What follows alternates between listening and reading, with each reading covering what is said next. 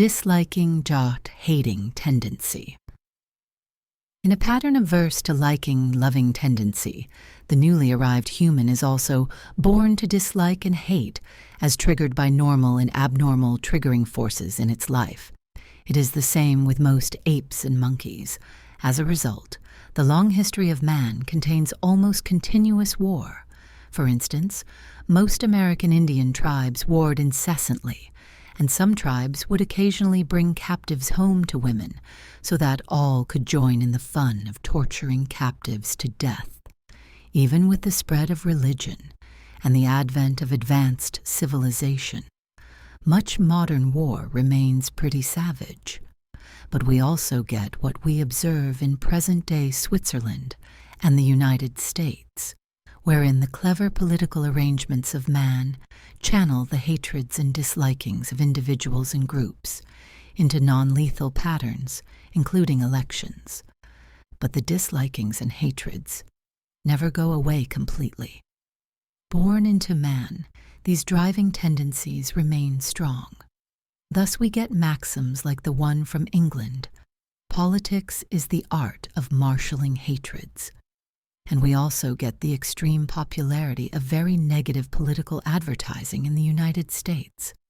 At the family level, we often see one sibling hate his other siblings and litigate with them endlessly, if he can afford it.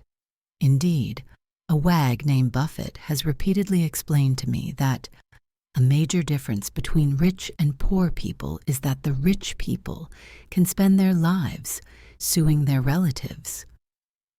My father's law practice in Omaha was full of such intra-family hatreds, and when I got to the Harvard Law School and its professors taught me property law, with no mention of sibling rivalry in the family business, I appraised the school as a pretty unrealistic place that wore blinders, like the milk wagon horses of yore.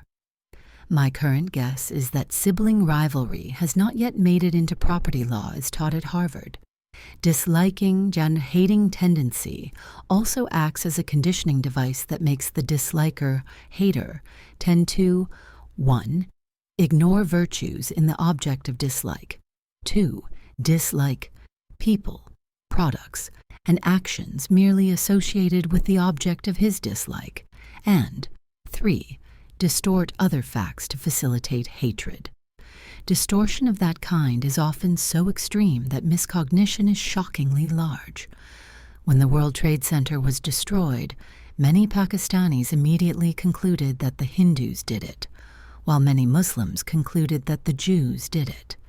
Such factual distortions often make mediation between opponents locked in hatred either difficult or impossible. Mediations between Israelis and Palestinians are difficult because facts in one side's history overlap very little with facts from the other sides.